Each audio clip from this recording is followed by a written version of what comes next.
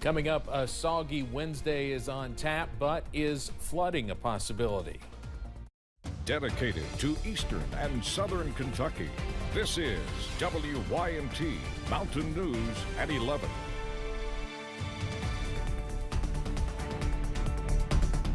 Good evening, I'm Steve Hensley. It was a dry day today, but we are all about to get pretty wet in the Commonwealth, and that threat of heavy rain is why we've declared a first alert weather day. Meteorologist Evan Hatter is keeping an eye on it. Evan? Well, that's right, Steve. Showers continue to work into the region this evening, at least into parts of the Ohio Valley. At this moment, we're dry. But that doesn't look to last long as we head towards the early hours of our Wednesday throughout the region. There's a look outside right now from several of our spots. London Corbin Airport's dry, 48. How about this? Hazards at 39. So you head down the Hal Rogers Parkway and your temperature goes down by 9 degrees just from going from London to Hazard, and 44 in Pikeville. So you see the warmest air has been bottled up into portions of the Cumberland Valley throughout the evening. 48 in London, 50 Somerset, Williamsburg, still 52 in Jacksboro. Meanwhile, the other end of the viewing area, the Big Sandy, we got 30s, 38 in Prestonsburg. Clouds, the thickest, continuing to push in ahead of our big-time system, already bringing showers and even thunderstorms to the deep south, where they had tornado warnings in effect into parts of Louisiana earlier. I think we'll escape that part, but the rain's on the way. Details on how much in a few minutes. Steve? All right, Evan, thank you. We certainly do not need any more flooding, as government officials are still trying to figure out how to solve long-term housing issues and prevent more high water following the historic and deadly flooding in July. Earlier today, I spoke with Governor Andy Beshear and 30th District State Senator Brandon Smith, and they had plenty to say about the flood aftermath. WYMT's Keaton Hall has a breakdown.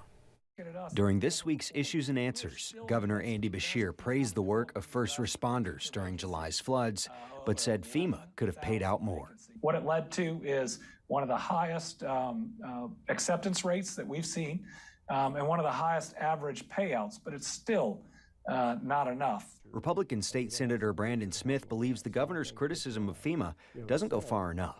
He's calling for an investigation into FEMA's response in eastern Kentucky. I believe there needs to be an investigation. I think some of the stuff that I heard was criminal, and the aspect of, or with the consideration of the environment that we're in. Smith believes a lack of housing made worse by the flood could lead to people leaving eastern Kentucky. Where are we going to put these families if we don't meet the need for this housing? So if we miss that mark, we will have a tremendous outmigration. So we are in active talks to purchase land on higher ground in virtually all of the heavily impacted communities. Beshear believes state investments in the mountains are improving long-term flood recovery. What we see right now is more opportunity, but I think you're also seeing more investment from the state to try to enable future development. I think that we have some prospects that could turn out to be really good, but they're going to fall back to where they're going to live and housing for the people as we go forward with it. Both men agreed on the importance of trying to increase teacher pay during the upcoming General Assembly session. In Hazard, Keaton Hall, WYMT Mountain News.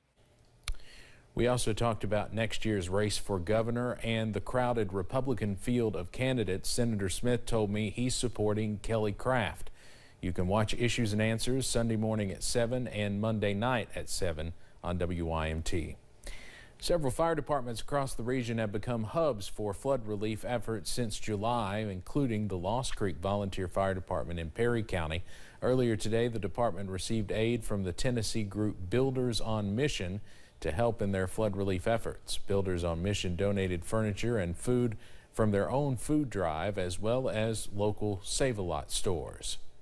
Everybody that we work with says it's such a blessing when we come in to help, but we get much more blessing than anything we can ever give. Just the joy we see in people's faces when we can help them get back in their home, or when they know they're going to have a meal on the table. It's such a blessing to us. Those with the Lost Creek Volunteer Fire Department say they have received help from organizations in Tennessee, West Virginia, even California and other states. They add that without the help of these people, they would not be able to help flood survivors as much as they have. 20 kids from Leslie County left Walmart earlier today in Hazard with big smiles and a lot of new things. The Leslie County Motorcycle Riders Club partnered with the 4 elementary schools in the county to make sure kids in need felt special this Christmas. We just wanted to do something for the kids and stuff. We worked all year to get it going. The kids shopped at Walmart today with a biker and picked out toys, clothes, and any other items they needed. After months of cleanup and rebuilding following the July flood, the Knott Central Patriots boys basketball team played on their home court tonight on schedule for the first time this season. As WYMT Sports Director John Lowe explains, it was a long road, but one that leads to an optimistic future.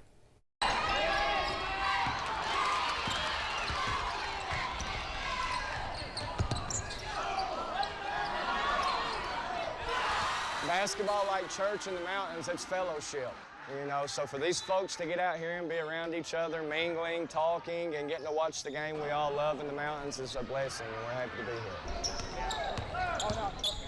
The shoes squeaking on the floor. Yes, sir! The cheers. The sounds of high school basketball in the mountains. Far different from the sounds that filled this building in August.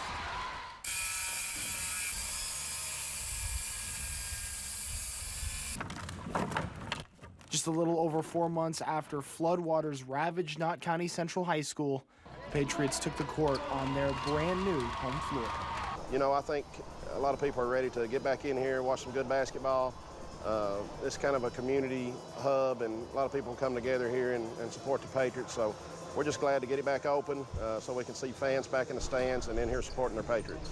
Debuting a new look arena while bringing back that tradition of community support.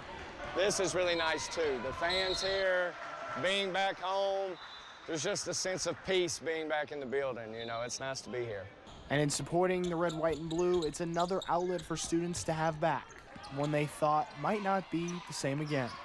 You know, this is our students' home, away from home, and you know, we're thankful that it's back to normal. There were some that thought it wouldn't be possible. I always held out hope. I always felt like it would. But Knott County knows how to get things done the Patriot way. It's only beginning. Great things are in store for Knott County athletics down the road, and so we're just super excited about the opportunities that exist. In Knott County, John Lowe, WYMT Mountain News. And we'll have highlights of our game of the week later in sports. Human remains found in Cleveland, Tennessee Sunday have been identified as a Whitley County woman missing since 2018. The Cleveland Police Department and investigators were able to identify the victim as Laura Anderson. Anderson was reported missing in February of 2018 from Williamsburg. A suspect, James Bauer, was charged and sentenced to 10 years in prison in connection with her death without a body. The city of Louisville will pay Breonna Taylor's boyfriend $2 million to settle 2 lawsuits. Attorneys for Kenneth Walker III announced the settlement yesterday. Walker filed a lawsuit in state court and a federal civil rights lawsuit in connection to the deadly shooting of Taylor in 2020. He was with Taylor when Louisville Metro police officers shot and killed the 26-year-old during a botched police raid at her home. After the raid, Walker was charged with shooting a police sergeant in the leg, but prosecutors later dropped the charges. The city has not commented on the settlement, and neither side has said if the agreement included an admission of wrongdoing. A Capitol Police sergeant injured during the U.S. Capitol riots says he is quitting due to ongoing trauma. U.S. Capitol Police Staff Sergeant Anquilino Gonell said he decided in October he would not fully return to the job after someone taped a photo of former President Donald Trump to his computer. Gonell was badly beaten on January 6, 2021 while defending the Capitol grounds from rioters. He spent months undergoing surgeries and rehabilitation from injuries to his foot and shoulder. He eventually returned to work for light duty and wanted to return to unrestricted duty, but Gonell said daily reminders kept re-triggering his trauma. His last day with the Capitol Police will be Saturday. It looks like 3 lawmakers in the U.S. are not fans of TikTok. Senator Marco Rubio introduced a bill in the Senate this week that would ban TikTok from operating in the United States. 2 congressmen have also introduced companion legislation before the House. The lawmakers are concerned about the short-form video app's parent company, ByteDance, and its affiliation with China. Some doubt the company's ability to safeguard Americans' data from the Chinese government. TikTok has not commented on the proposed legislation. The Perry County Commonwealth's attorney is issuing an alert about a drug that was found in the county. Scott Blair says he was made aware late last week that carfentanil is in the county. That is 100 times stronger than fentanyl. He says he wanted to let the public know about the drug so they know what to look out for. Stay vigilant. I mean, if you see something going on or you suspect something going on, call law enforcement because they're right in this with us. They do their very best.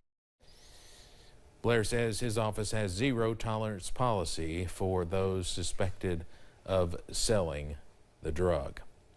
Police in one eastern Kentucky county are looking for 3 vehicles involved in a recent theft. Officials with the Clay County Sheriff's Office posted on Facebook that they are looking for a truck and trailer that was used to steal an excavator.